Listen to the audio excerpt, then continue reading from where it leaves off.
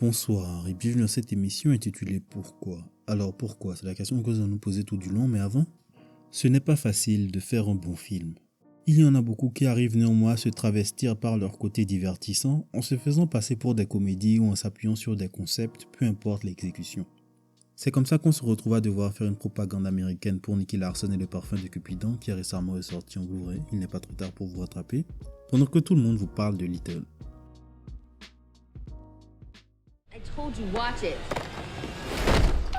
Mais de quoi que ça parle ?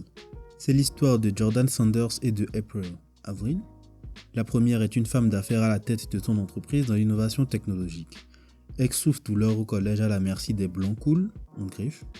Elle a décidé d'arrêter de croire en la bonté humaine et est devenue comme ceux qu'elle détestait pour être en position de force, tandis que la seconde est son employée et son assistante très personnelle. D'origine modeste, elle est à la merci des humeurs de sa patronne qui ne sont bonnes pour personne. Jordan est imbu de sa propre personne, accro aux avantages que lui apporte son argent, vêtements, bijoux, voitures et appartements de luxe, et n'a aucune considération pour les gueux, à part son plan cul. Magnifique, souriante mais peu sûre d'elle, elle prend sur elle les caprices de sa patronne dans l'espoir de devenir une créative de l'entreprise. De plus mauvaise humeur que d'habitude ce jour de peur de perdre un client, Jordan se fit apostropher dans ses bureaux par une mini-magicienne estomaquée par son manque apparent de race. Cette altercation se conclut par un lancer de malédiction digne des meilleurs chapitres d'Harry Potter, qui la transforma le lendemain en petite fille avec supplément retour à la casse-collège. Qu'est-ce qu'elle fera différemment cette fois, mais surtout qu'est-ce qu'elle fera pareil ? Telle est la question. Mais ne vous inquiétez pas, vous ne serez pas perdus, ce n'est rien de bien original. Rien de choquant n'a été fait avec la caméra, les compétences minimum étaient réunies, c'est déjà ça. Les acteurs étaient bien beaux à l'écran et n'avaient pas l'air trop incapables, mais la VF pas terrible n'aidait pas au discernement.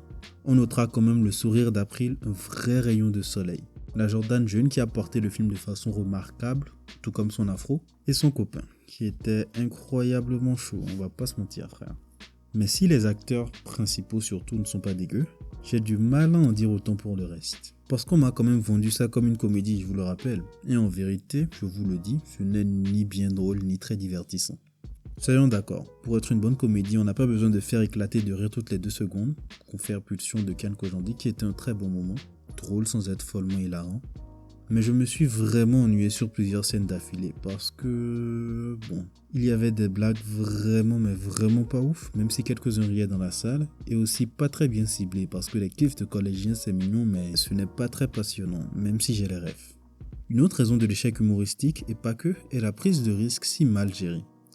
Une des blagues du film par exemple tient du fait que notre adulte dans un corps d'enfant est toujours attiré par les beaux mâles. Et comment est-ce qu'elle communique son attirance en les mettant mal à l'aise par la même occasion ? Avec un câlin, un long câlin.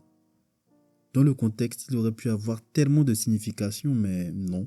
Pourquoi un réalisateur prendra le temps de communiquer clairement les intentions de son personnage ? Il suffit de bricoler avec les réactions et les spectateurs combleront les trous. Et on refait le même coup plus tard en étant incapable de montrer comment quelqu'un d'autre que Jordan dirige l'entreprise. Pendant qu'elle, on la verra bien agresser verbalement et physiquement ses employés au cours d'une réunion, vu qu'on ne sait pas comment mettre en place une réunion idéale, on nous montrera juste la fin où les participants ne tarissent pas d'éloges sur la nouvelle présidente de séance. C'est si pratique, c'est si facile, c'est si mauvais. Il réutilisera ce genre de raccourci à plusieurs reprises en amputant les arcs des personnages sans honte, ruinant par la même occasion la crédibilité de leur évolution. Justifier son scénario pour un élément de fiction ne l'empêche pas de vouloir rendre ces personnages le plus réels possible. Il suffit de prendre en compte leurs réactions. Donc franchement, qu'est-ce que t'as fait frérot ?